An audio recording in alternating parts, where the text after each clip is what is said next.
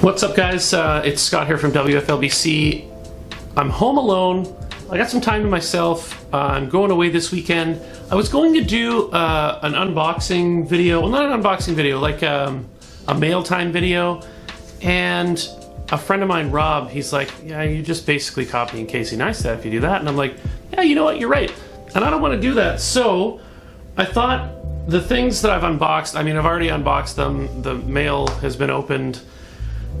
I'm gonna show you them now, but I want to do it in a way that sort of shows my film camera collection and my favorite film cameras. If you're into photography, you should shoot film as well. So, without further ado, we're gonna start with my favorite film camera of all time. I've got them all laid out beside me here on my table. I have to tilt my chair because it's sitting at a weird angle. Hang on a second.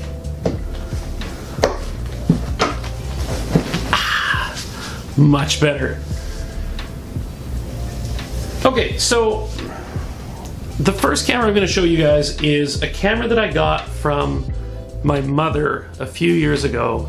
It was my grandfather's camera, and this camera is one of my favorite things in the whole world. This is a Pentax Sp 1000, a really classic 35mm SLR, and he took amazing care of this thing. It is in beautiful shape. This is his original 50mm f2 lens, and sorry, it's a 55. Yeah, 55 f2 lens. This is the original filter on the front of it. It's a Kenko filter, 49mm UV filter. You can pick these up on the internet for 50 bucks with a lens. My next favorite camera that I have, this was actually my mother's camera. This is a Minolta Maximum 7000. This was the first real fully automatic film SLR that you could buy. So by fully automatic, it's auto shutter speed, auto focus, auto film load, auto film advance, auto film rewind, auto aperture. You can set up some manual settings in it as well, but this camera still works amazing. It's from the mid to late 80s. Well, just as I say, it works great. It doesn't want to focus. I think my lighting's messing with it. There we go. This lens mount still works on Sony cameras. Sony, it's the AF mount. Sony bought Minolta, and they still use that lens mount. Next up is a camera that I picked up from Craigslist. It's a Pentax Program Plus. Anybody who took photography in high school or did any photography stuff in college is going to recognize this camera instantly. This is one of the classic film cameras that they used for teaching photography. They might still use it. I bought it from a guy who works at Emily Carr University, and this was one of their school cameras. I picked this up for $40 with a lens. It is the 50mm f2 Smc Pentax A. This camera is amazing. You can shoot shutter speed priority, which takes all of the guesswork out of shooting with film if you're not comfortable setting the exposure all yourself. Shutter speed priority is your best friend. This lens is an auto aperture as well. My next favorite camera, and this one, this one I got in a box full of cameras. I used to have a big gear acquisition syndrome, aka gas problem. But this camera I bought in a box full of cameras off of some junk sale site on Facebook. I don't do stuff like that anymore because you never get anything good out of it, except for this one time I got this beautiful Minolta Matic AF2, which is just this plasticky 80s rangefinder style camera. It's not a rangefinder because it's automatic, but this camera takes amazing pictures. It's got a 38mm f2.8 Minolta lens. It's autofocus. It's auto everything except it's manual film advance and rewind. So for a street photography camera, I think there's film in this, so I'm about to waste a frame here. But I'm going to take a picture, and I'm going to let you listen to the shutter. It barely makes any noise at all. It sounds like a tiny robot sneezing into a pillow. I don't know, but it's really quiet. The lens is beautiful. It's super sharp, great contrast. It takes really well to black and white film, especially Ilford HP5. This is a great camera, and they are super cheap. So if you want to shoot some film, if you want to be a hipster, if you want to be super cool, go get one of these. Next up, we have a camera that I bought, again, I think on Craigslist, and this is a weird one, but I love this camera. This is an Alpa SI 2000. Now Alpa, there's stuff on the lens, they're kind of dusty. I haven't shot with this one in a while, but this camera, Alpa is a very, very high-end camera brand from Switzerland. They started to run into some financial trouble in the late 70s, so they outsourced some new camera production to Chinon in Japan. So this is actually a Japanese-made camera. It is heavy. This thing is super over-engineered. It's got a classic M42 screw mount for the lens, so you can use all kinds of Pentax lenses. You can also use this lens on Pentax cameras. This thing is a beast. I love this camera. It's beautiful. The focusing screen is one of the best I've ever used. You rarely miss focus with it. And again, this lens, this is a 55mm f1.4 auto Alpa. So again, this thing will shoot in automatic, which is basically shutter speed priority. Yeah, it's got a fully automatic mode if you're scared to shoot film, but honestly, don't be. People shot film for 100 years before digital came around, and they managed to all be able to take pictures. It's not that hard. It just takes a tiny bit more work. If you shoot digital with any manual settings, you already know how to shoot film. Trust me.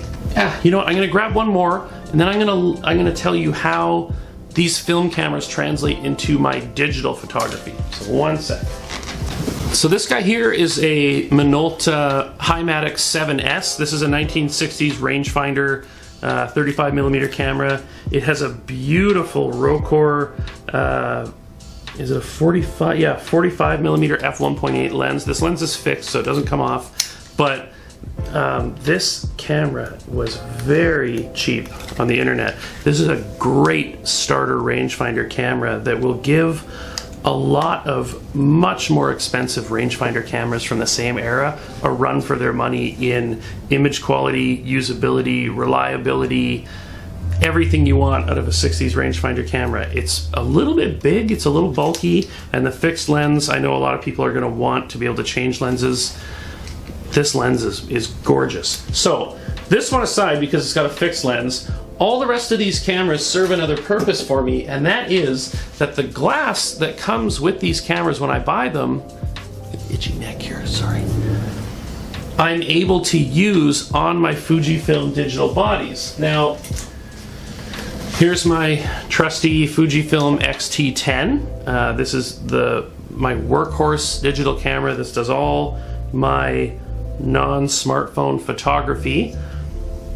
The beautiful thing about Fujifilm cameras is they lend themselves so well to using other lenses on adapters. They have great manual controls all on the outside of the camera. You don't have to dig through menus to shoot with a third-party lens. You just leave it on, shoot without lens, leave it on that all the time. I'm very popular today. Here, for example, this is a Pentax 55mm f1.8. This is on a K&F concept lens mount adapter. So this is a Pentax K-mount lens. So it's a Pentax bayonet mount 50mm prime lens. This is the lens adapter. I'm going to take the rear cap off of it here. So the front of this lens adapter is a Pentax K-mount bayonet, and the back is a Fujifilm X-mount bayonet. So you take your old lens, you line it up just like you would, where's the dot, on the original camera, lock them together, and then you've got a lens that these adapters are perfectly spaced so that you can use them with an APS-C size sensor. You get infinity focus, you get everything you would have got out of this lens in its original form. This is one of the best ones you'll ever buy. It's the Pentax Super Takumar 50mm f1.4. This lens is incredible. I have 2 of them. I love them. They're so good. So that just threads on like it would to the front of an M42 camera. Same thing, Fuji Film Xt mount bayonet on the back. Click that onto your camera, shoot away. The bokeh and just the results of these lenses are amazing. Now my latest purchase, this is what I was going to do my mail time about, is I got this adapter here, which is another K&F concept. There's a few manufacturers that make these. This is like a really inexpensive brand. There's Photodiox, which is slightly more expensive. I can't see the difference between the two. Like, I've held them up side by side and the build quality feels the same. But I picked up a while ago a Minolta SRT 102, and it's got what's this called? A K? Is it a K mount? I'll put it on the bottom here if I got that wrong, but it's Minolta's mount for the MD and MC Rokkor camera mounts. I had a hard time finding an adapter for this, and then it popped up on Amazon a couple of days ago, so I ordered it right away. So this is the Rokkor 50mm f1.4, the MC Rokkor. If you're into photography and you want to set yourself apart from the rest of the crowd, everybody's out there buying the same glass. So if you're a Fuji X shooter, a Canon DSLR shooter, or a Micro Four Thirds person, or any other kind of digital camera with interchangeable lenses, using this old glass is a real game changer. All the principles of good photography still apply: framing, exposure, subject matter, all that stuff. It has to still be a good photo. The gear doesn't matter, but it does. Like, you're not gonna get a crazy shallow depth of field from the kit lens that came on your Canon Rebel. Spend a couple bucks, get a couple adapters, find some old lenses, and use them. That's the big thing, is use them, because this old glass is out there and it's just dying to be used. And there's always people selling old stuff that is just collecting dust for them, but you can give it a new home and it will love you forever. That's it, you guys. I'm headed up to Whistler this weekend, so I'm gonna make a vlog about that.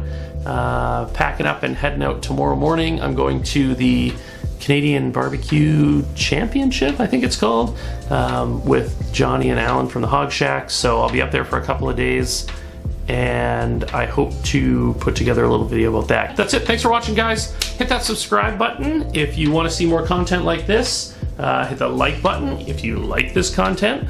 Tell me in the comments below if you use film. Do you still shoot film? Do you use old lenses on your new cameras? If you do, what do you use? What do you like? What don't you like? If you don't, tell me why you don't. I want to hear from you guys. So thanks again for watching, guys, and I will see you in the next video.